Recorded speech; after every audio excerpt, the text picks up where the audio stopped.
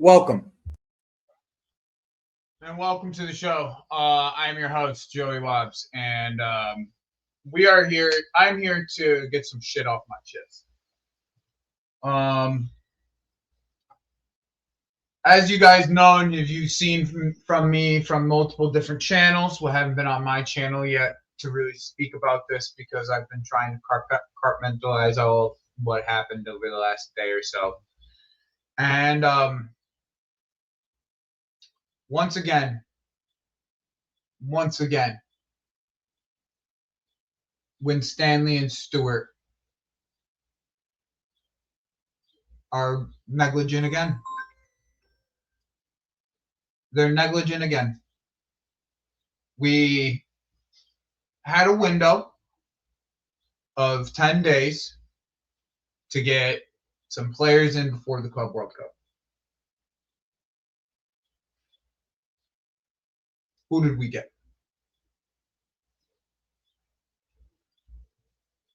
We got a Suego guy who we probably will see a total of 5 times in the entire season. We signed Quenda. Quenda, supposed to be a left winger. We don't got many of those right now. And we got Delap, which, by the way, was a release clause. So not much negotiating involved. We were linked with Gittins, Mignon, and Ekitike. I'm going to go through each one of these in this video.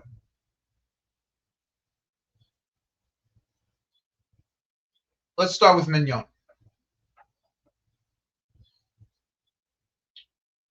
Now, mind you, this is all on the basis of us not getting them before the Club World Cup. And this is why I'm upset, okay?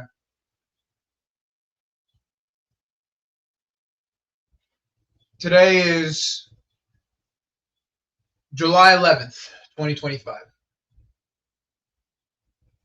The things that came out today about Petrovic is disgusting.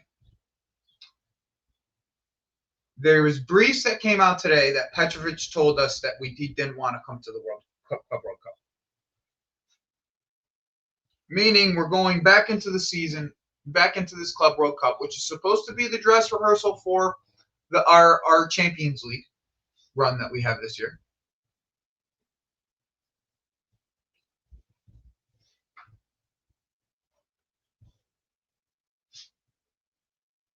And we go in for Mike Mignon for $20 million.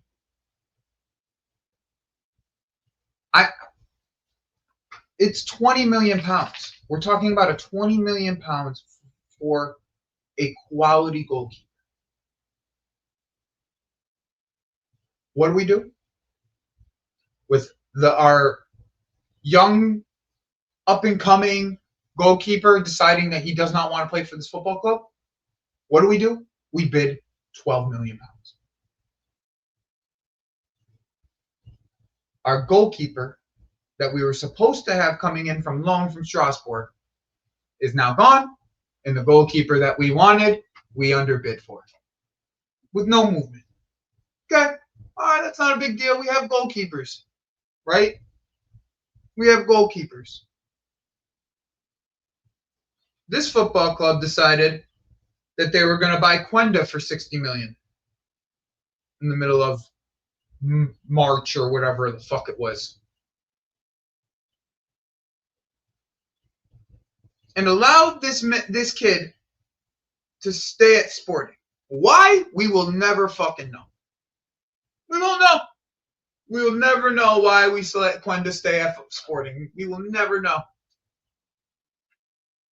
But we did.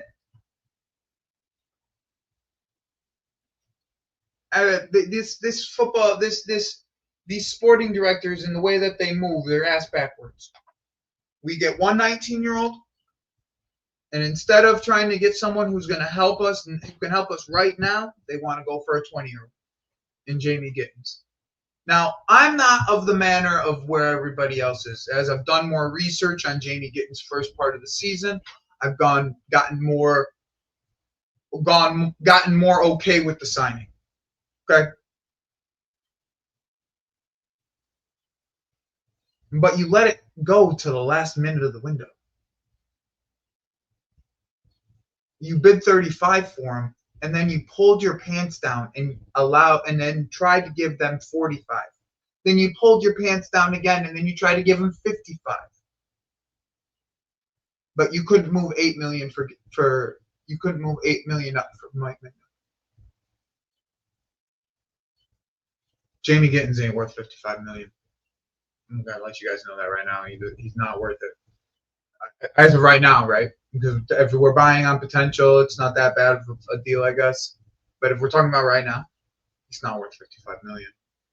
If we're talking about 35, 40, pretty good deal. Pretty good deal. But 55, you might as well just try to go get somebody else. Kudus, one of these other guys. Why? Why are we doing this? Now, what do we do before the end of the window? Nothing. We don't do anything. We leave ourselves short at the wing position. Multiple wingers at this football club. We're all of our wingers, really, because we only have two of them. We literally only have two wingers at this current moment. Both wingers at our football club were in an international duty this week. So I guess Christopher Nkuku and Nico Jackson and KDH, you guys are playing wing during the Club World Cup. And you still want Gittens. You still want Gittens, but I don't understand why. I don't understand why. For the price, he'll be cup tied for the Club World Cup. So I mean, at this point, might as well just get bounced of the Club World Cup. Just get bounced out of the Club World Cup early. First, you want to get grouped? Get grouped. Do you want to get dumped after the first week in the first round? Get dumped, because Enzo Maresca doesn't deserve this. He doesn't. Enzo Maresca does not deserve this. Okay, he does not deserve to be shorthanded again. Like he was shorthanded last year at the striker position. Now we're shorthanded at the winger position. Not only that, this football club, and specifically it's coming from Winstanley and Stewart, are having these fucking journalists briefing us to death. We're getting briefed to death. Like, Ben Jacobs, bro, seriously, you need to chill the fuck out. Like, you need to chill the fuck out. You are going on podcasts weekly telling people their entire window. Like, you are the fortune teller, Ben Jacobs. You are the fortune teller, Ben Jacobs. Just like every year we have to sit here and watch you fucking falsify every piece of 80% of the news that comes out. You finally get some fucking correct information and you want to sit here and act like you're fucking the genie? The genie, let me rub the fucking lamp, genie, and you could come out and tell me what the fuck's gonna happen. No! You're a balding fucking four-eyed fraud. Fuck out of here. You've been fucking clowned. Tier 3. You're tier 3 until this year. You were tier 3 until this recent month. So you going on every podcast you can, because you got a little piece of information, is unbecoming of a fucking journalist. And for you to go on these podcasts and put think pieces out, like you're not getting information. You say think like you're not getting information. We know you're getting information. Why are you going on podcasting acting like You know what the fuck the thing this window is gonna be about. Why? Why do you think you know everything? Why do we have this window then? The fuck we have this? Ben Jacobs is gonna tell us what's gonna happen at the window. He just told us the entire thing. He told us the entire window. The entire window. Here we go. Here's the entire window for you guys. The entire window. Here we go. We're gonna go through the entire window.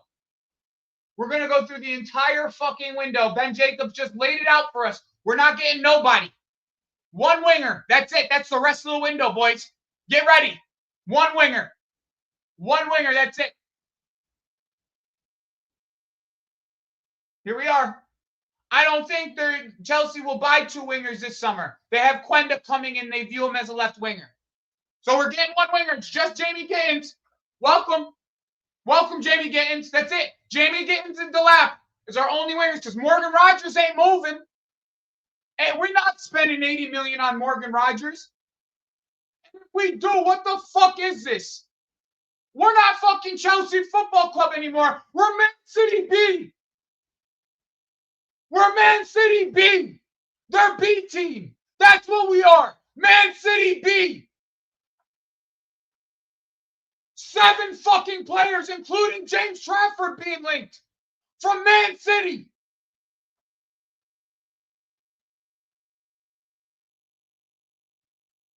They'll be assessing Delap and Jackson. Yeah, you don't know if they're going to get another striker, though. But nope. Wait. Where is it? Where is it? He has something right here. He has something right here. A lot of people are confused and think there's a guarantee that a big expensive 9 is coming. No one said that. There's no one talking about a big expensive 9. We've talked about Hugo Ekitike, but we'll get into that here in a second because he knows everything. Ben Jacobs knows everything.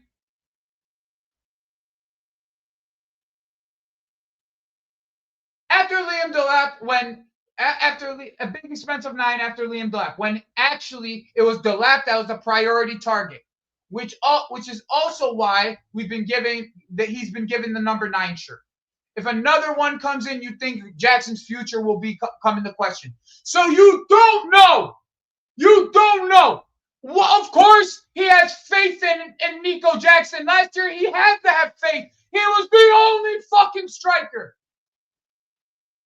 Or they'd be overstocking, which would be dangerous. Thanks, Ben Jacobs. You know everything. You know everything. Bro, think pieces. You're going and you're going on playback and doing think pieces with people and then making it facts. When Pikes is retweeting it, he makes it facts because it's your words. It's your words. It becomes facts. You're the journalist. We're supposed to be listening to you, not listen to you think pieces. Listening to you put journalism out. Put facts out. Not what your thoughts are on what the fuck's going to happen.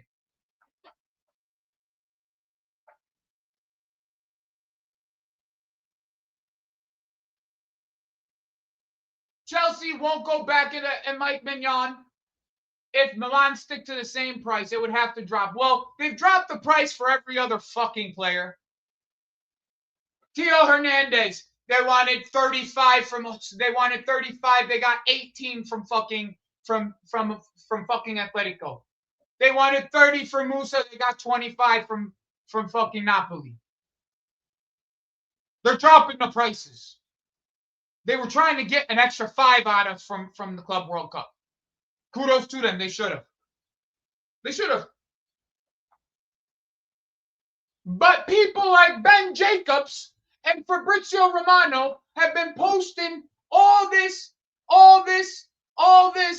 throughout the entire time. Bro, we can't do one fucking negotiation without having a play-by-play. We need play-by-play, 15 by 15 minutes, fucking reporting like it's the World Cup on radio. That's how they report these fucking sagas. Like it's the World Cup on radio, or the like. I can't even fathom the understanding of like what's actually going on behind the scenes, because this asshole will tell us one price, Roberto will tell us one price, Matteo Moretta will tell us one price, Matt Law will tell us one price, and we're all sitting here like, why the fuck did we get told anything? I would have rather been told nothing and then at the end be told we didn't get him. But no. Ben Jacobs has to do a fucking media tour for our transfer news. A media fucking tour for our transfer news. Because guess what? Tomorrow he'll be on a new podcast telling us all the same shit. And then the next day he'll be on a Manchester United podcast telling them all their shit. And then the next day he'll be on an Arsenal podcast telling them all their shit. He's the genie. He's Jinn. Fucking rub the fucking lamp, and Ben Jacobs comes the fuck out, and he tells you what the fuck is going to happen in your transfer window. Rub the fucking shit. Obviously, you got to pay him $100 for him to show him his face, you know, his bald ass head with his glasses. Rub the fucking lamp, and fucking the Jinn comes out. And Ben Jacobs comes out with his balding ass fucking head and tells you, this is what your window is going to be.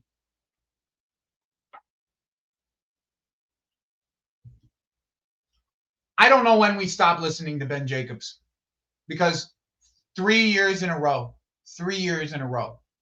Ben Jacobs has been terrible. He's been terrible. He's had a month of good reporting, and he took it on a media tour. He's on a media tour right now, thinking he's the hottest thing since sliced bread. I'm at the point. Where I only respect Ornstein, because they paid him. They don't pay. He doesn't need Twitter pay. They paid him. NBC paid Ornstein. I don't need to fucking know. He doesn't need to tweet every piece of information. He tweets the facts as a journalist. This guy, he ain't no fucking journalist. He has no journalistic integrity.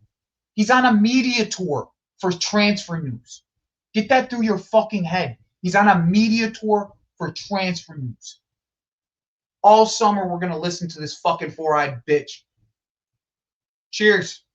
This is what we get. If he's right, Chelsea, congratulations. You're clowns. If he's wrong, congratulations, Ben Jacobs. You're the clown.